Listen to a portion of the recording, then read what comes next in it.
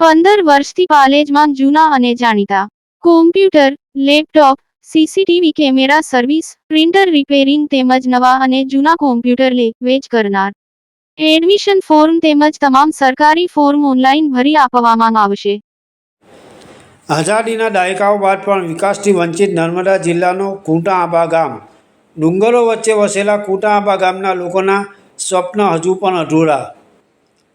દેશને આઝાદી મળ્યાને દાયકાઓ વીતી ગયા, સરકારો બદલાઈ, વિકાસના મોટા મોટા દાવા થયા, પરંતુ નર્મદા જિલ્લાના ડુંગરાળ વિસ્તારમાં આવેલું કુંટા ગામ આજે પણ વિકાસની રાહ જોઈ રહ્યું છે.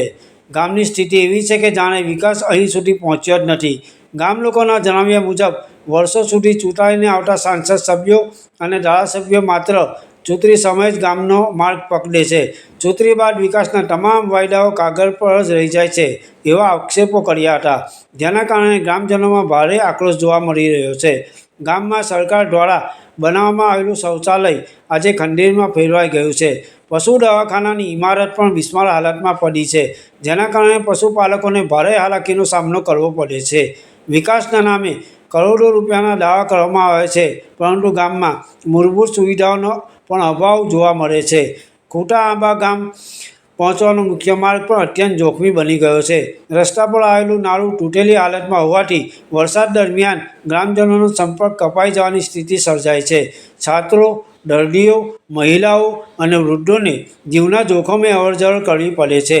સ્થાનિકોનો આક્ષેપ છે કે અનેક વખત રજૂઆતો કરવા છતાં તંત્ર અને જનપ્રતિનિધિઓએ કોઈ અસરકારક કાર્યવાહી કરી નથી.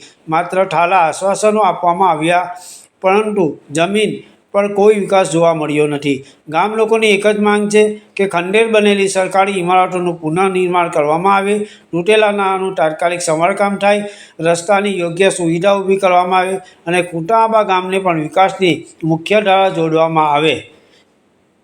Bureau report, Palej times. મારું નામ સજેશભાઈ, ગામ કુંટા આંબા.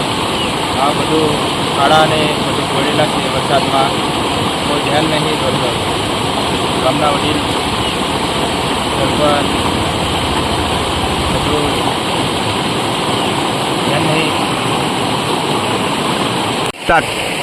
મારું નામ મંજનભાઈ વસાવા છે, ગામ કુંટા આંબાના રહેવાસી છું.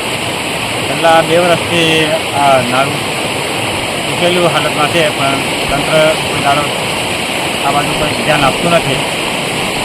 છેલ્લા કેટલા વર્ષથી એવા જ આ પશુ દવાખાનું પછી શૌચાલય બધા બંધ હાલતમાં પડેલા છે.